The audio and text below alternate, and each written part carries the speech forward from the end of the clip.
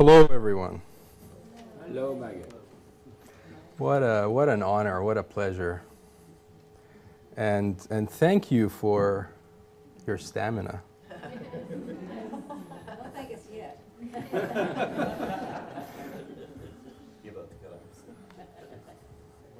I'll try not to test it too much longer.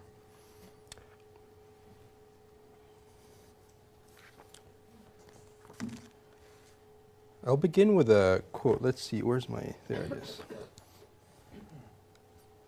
It's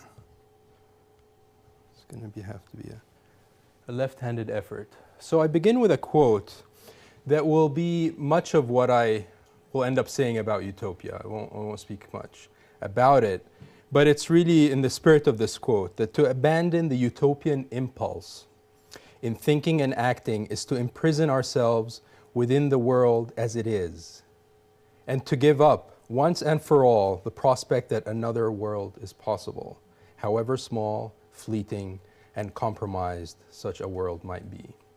So it's this idea of hope and possibility that I want you to keep in mind as I proceed today.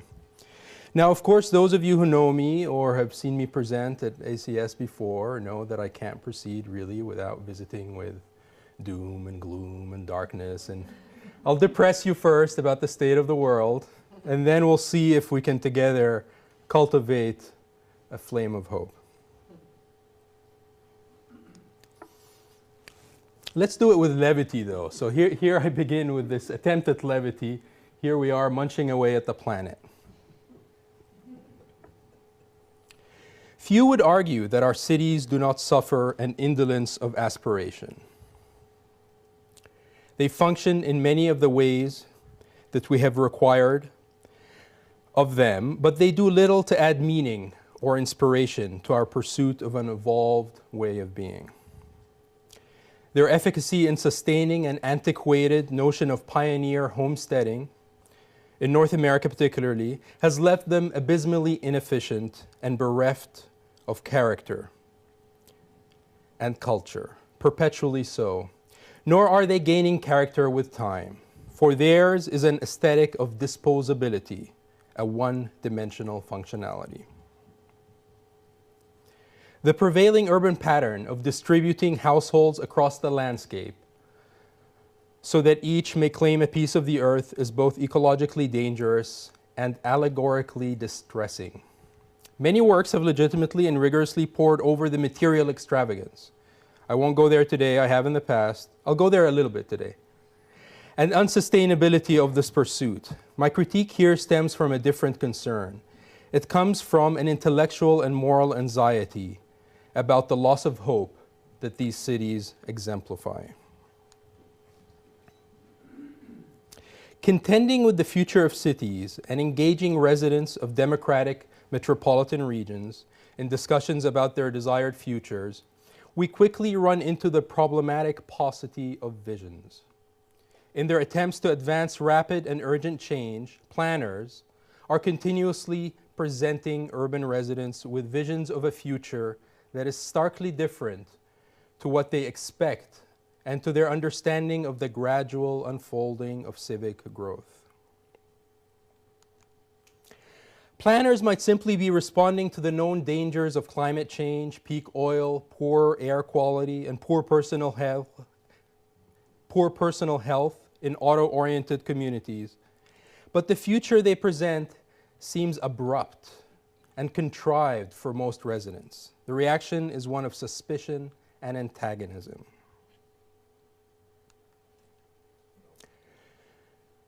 Now, this is where I'm going to get a little bit technical and end up showing a couple of graphs. And if that offends you, I invite you to take a short nap. I'll wake you up in 2 minutes. So, much of what we do in urban planning today, particularly in my part of the world, in British Columbia, is to impress upon cities the urgency of greenhouse gas emissions reductions, and that climate change requires us to move from this kind of urban pattern to a much higher density. The idea is to reduce our emissions to mitigate climate change. And so, in its wisdom, the provincial government has set its own targets to reach certain emissions, so 30% reduction by 2020, 80% reduction by 2050, and has mandated that every city do the same. Not the same targets, but that every city go through the exercise of reducing emissions. And planners are very well employed, consultants as well, in this pursuit, in trying to help cities reduce their emissions. And lots of great examples, but I'll share with you why it might not be enough. One of the things that we're doing in lots of cities, in Vancouver and around it, is to try to go from this to something denser. So here's a study I did on the per capita emissions of each of these communities, total life cycle analysis, including everything from the manufacture and distribution of materials to the energy used in the consumption, the daily consumption of residents, as well as transportation to and from the various destinations that these inhabitants experience daily. And the results are illegible, unfortunately.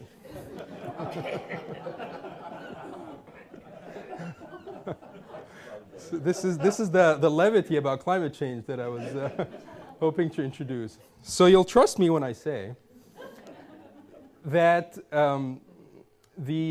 so this, as you go towards the right, the cities are denser, and so less dense, more distributed. And these are the emissions in each category of emissions. So here we have transportation emissions, natural gas emissions, electricity, and so forth, embodied energy at the bottom. And so the idea is that the denser you are, the less you emit, as we'd all expect. Now, what isn't obvious here is that really internationally we have to be around here in terms of actually mitigating climate change. The science, there's some disagreement, but this is the 1 ton per capita. We might be able to get away with 1.5. But so our highest density scenarios, which are completely unacceptable to the vast majority of North Americans, is not quite enough. So that's one cause for concern. The second cause for concern is that the whole mechanism through which emissions go down, I'll get to spirituality in a second if you're waiting for the connection. The way to reduce emissions is essentially to concentrate development so that you have concentrations of people so that the per capita emissions are lower. Now, of course, you can't do that without growing. So there's a dilemma for cities. In order to reduce per capita emissions, they have to increase density. But it's not like they're vacating the single-family homes and moving everyone into concentrated parts of the city. Those single-family homes endure. And so we're just adding more population. So you never actually get to a point where you're reducing the city's overall emissions. And so to prove this, I did a study in a small town in British Columbia called Revelstoke, and we looked at a current neighborhood with this is a neighborhood population, so this is density along the bottom, and so very low density, very high emissions. And we looked at a whole series of different scenarios using, the best code that the city could put together to reduce emissions. And they all give you, sure enough, higher density, but the emissions are never below this curve, which is what would be needed to actually reduce total emissions by adding density. So it's very hard to balance that trade-off. Now, before reading on, I just want to kind of clarify what the connection for me is, and it's fundamental. That by presenting this urgency, the point is to really acknowledge collectively that this is going to require a Herculean effort for us to really pay attention to what we're doing collectively to the world that we inhabit. That this is something of a magnitude that we are not, as a species, that familiar with. So we need to leverage every arena of human activity, every endeavor, every emotion we can muster. We need to leverage our own inner strength, our spirituality, in a way that we have not been engaging. And so for me, that is a fundamental connection. And that's how I speak to my students, and that's how I speak to my community residents when I can. It's a difficult message. Many aren't prepared to hear it. But if any audience is, surely you are.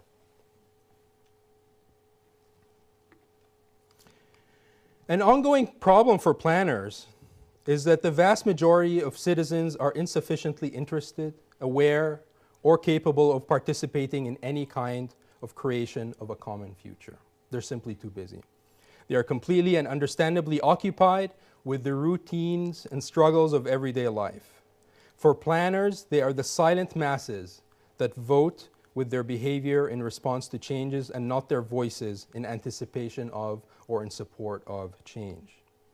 It is impossible to craft a compelling long-term future without including them in some way, and without a compelling long-term future, those who oppose change will continue to do so out of fear of how the silent majority will infiltrate, alter, and ultimately degrade the lives that they have grown accustomed to. So the point I'm getting to here is this idea of difference, living with diversity, living with difference, which is problematic, and in the States it's been a bit shocking. Over the last 5 years, public planning meetings across the US have been experiencing a rise in orchestrated antagonism. Members of the Tea Party and others who have been influenced by them have expressed outrage at the local government's promotion of basic planning ideas such as compact development and walkability. The blogosphere is littered with examples and stories of meeting attendees making presentations that link the United Nations 1992 Agenda 21 to sustainability planning and to the dissolution of the Constitution, the complete loss of America's freedom, and the institution of global hegemonic control over private property, vehicle ownership, and ultimately even gun ownership. So, you know, here we have planners. This is the conspiracy is that planners are part of this global effort to control our freedom. And so you can imagine how difficult it might be. Planners feeling this urgency on the one hand, and yet on the other, they're struggling with some very basic legitimacy issues here. So in public visioning workshops, so here we have obviously, you know, I needn't say anything there. In public visioning workshops or design charrettes, the tactics are much more disruptive. Members of the public spontaneously erupt in loud outbursts. And these stories are shared in listservs. Planning academics and planning practitioners share these stories. So this is what's happening in some of the meetings. So people spontaneously erupt in loud outbursts to interrupt speakers or to foil attempts at reaching any kind of consensus during table exercise.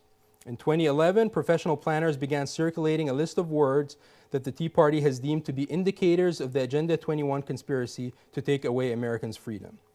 The objectionable words, what would you think they'd be? Sustainable development, smart growth, walkability, pedestrian, density. Density is, you know, abstract density, that could be an evil word. Alternative transportation, and transit. So we need to look for hope in this context. And we need to look at people's stories of the future. What is their people's image, idea, narrative of the long-term future of communities living together? And the study of the multiple narratives of the future reveals that they are, at least as understood by extreme adherents, mutually exclusive. And this is what gives rise to this fear.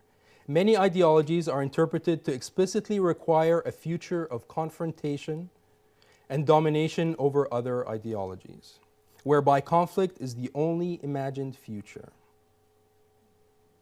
Our cities do little to challenge this. Urban epistemologies are so far removed from our sense of place that we have come to cultivate cosmological identities based on allegiances to communities of ideology that stand with us against other communities. In the global competition for scarce resources, if the world is going to go down in flames, we need to protect our piece of that pie. So exclusionary claims to righteousness and truth justify our battles for a larger share of the dwindling loot. We need the possibility of a different outcome, one that does not take us through a battle of fundamentalists. We need to be able to imagine a more positive and inclusive future of our cities. And our cities as arenas of cultural conversion may be able to help construct such a narrative. And we have in the past with utopian ideas. I'll speak a bit more about utopianism here, and then I'll share with you a few humble examples from Vancouver. And I might need to buy a couple of minutes of time. We're at 15 minutes now, so you've got 5 left. To this end, utopianism is not about constructing a paradisiacal retreat in lush isolation.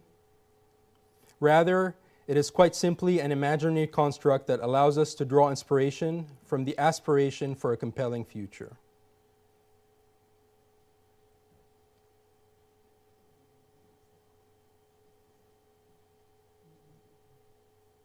I'm editing to save time here. I'm not just standing.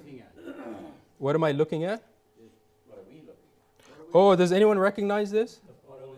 Yeah, Oroville. So it's one of our 20th century utopian cities. But this is part of what I'm editing out. So I'll move to. Let's see. Oh yeah, this is a number of studies have shown that despite optimism about their own lives, today's youth continue to be pessimistic about the unfolding of a global society and expect collapse and escalating conflict. So these are typical video game images, of course. So our youth today are just kind of really immersed in this idea of collapse. So they expect collapse and escalating conflict. In my own discussions with graduate students, I have found that the special effects enhanced violent dystopias that Hollywood generates seem to be the most prevailing vision of the future that today's youth have. It is alarming. The plotline of clashing civilizations and apocalyptic upheaval has permeated so much of popular culture that it is difficult for today's youth to imagine the kind of peaceful, utopic world that yesterday's youth seemed readily able to conjure. Okay, I better move to my case studies pretty quickly here. The magnitude of the problem cannot be solved in a single sitting or a single study. But these are very small and inspiring in some way. And there are 4 examples from Vancouver where people get together in multicultural communities to try to live together, and live together with mutual respect, honoring one another, honoring difference. And an interesting study out of Australia with evidence suggesting that climate change messages focused on increasing interpersonal warmth in society are more effective than what I just did, which is messages emphasizing the risks of climate change and convincing climate change skeptics to support action, and that it's all very sad and scary. That's not effective. What's effective is to actually bring up the love, tone down the fear, which I'm hoping to do with the second half that I'm quickly running out of here. So trust me, there's love. Hurry up with the love. Okay, so here's a story with it's a Collingwood neighborhood house, which movies have been made about this, books have been written. It's a wonderful place in Vancouver's east side, very low-income, high-diversity community, and it really embraces immigrants as they arrive and nurtures their sense of citizenship. Their sense of kinship with others, gives them very practical tools. More than anything, they just eat together. There's a kind of a common space. Very little to say about the place architecturally. but really it doesn't matter. It's the people and creating the space and the opportunities. And people who are interviewed about this place call it a blessed place. And continue to invest their own time and their children's time in seeing this flourish. Second, and the more photos from the Women's Day, different planning, visioning events, and so forth. And this one was the mayor of Vancouver, obviously capitalizing on the success and getting some political points. Another is an example of a park that was designed. I'll just go quickly through it and just say it was designed to be a place, multicultural amphitheater that celebrates the most diverse place in the whole Metro Vancouver, where the European descent population is actually a minority. Visible minorities are 70%, and they were included in the design. What's interesting here is that, as beautiful as the design is, most activity, I didn't catch it on this particular day, but most of the activity happens really just in the public realm. The beautiful landscape, investing in a lot of park space that's desirable where people will hang out with others, has created a strong sense of belonging across difference. Speaking of belonging across difference, this is the downtown east side in Vancouver, which has rates of HIV infection. You never see these in the nice glitzy photos of the city, but it's highest HIV infections in North America. It's similar to third world countries in terms of infectious diseases and drug use and prostitution and so forth. Really the underbelly of the city. And so once a month, a group of Jews and Muslims in Vancouver get together and undertake what's called Feed the Hungry. And they do it out of their own kind of respective traditions, the desire to feed the hungry, to do the good work of God in the community, and to also start to create a counter-narrative for two people that have been told and continue to be told that there is no possible resolution, that the future is nothing but dire in terms of any kind of cohabitation. So in opposition to that narrative, they're creating their own. They're saying we're getting together and doing something for this group of underprivileged homeless people. And very inspiring.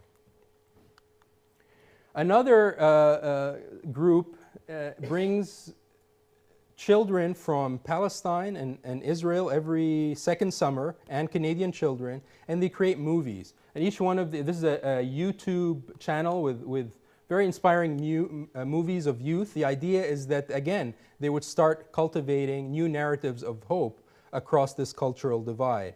And to not just come and have a summer camp in beautiful Vancouver, create a movie and go home, but over time, through evolution of peace and less peace in the region, they've stayed in touch. And they've really celebrated their achievements individually and as an organization, and continue to try to propagate the message that there is a hopeful future, that we want to work towards that hopeful future, and that we need to be very aggressive in working towards that hopeful future. And if I may read a final paragraph. Thank you. The process of planning has to openly talk about long-term plans and future scenarios of growth in the context of the known dangers of climate change, resource depletion, and human health, but also in the context of hope and movement towards an exciting, desirable, and benevolent future. There is no clear spatial overlay that can claim to foster attitudinal shifts and increase the likelihood and acceptability of long-term intercultural cohabitation. There is no design that can uniformly create a compelling future for us. The examples from Vancouver suggest that such a project of hope creation is necessarily at the intersection between physical and psychosocial space. Urbanism, as a product of urban design, does not claim much influence on this interface. However, urban planning, more broadly defined, can leverage social planning, public engagement, and placemaking to affect the deliberate cultivation of spaces and places that nurture narratives of hope. Our minds, constrained by today's realities, must not balk at our imaginings of a future that is so curiously optimistic that it seems naive. We must ask ourselves, what is the story that we want for our society and our cities? What kind of relationships do we want for our progeny with their human and non-human and animal and mineral cohabitants of the planet? Is it a post-strife world? Or is it a fortress from strife world? Or is it a world that proactively worked to reduce the possibility of strife? Let us stop pretending that the way we design and build our cities does not matter. Thank you.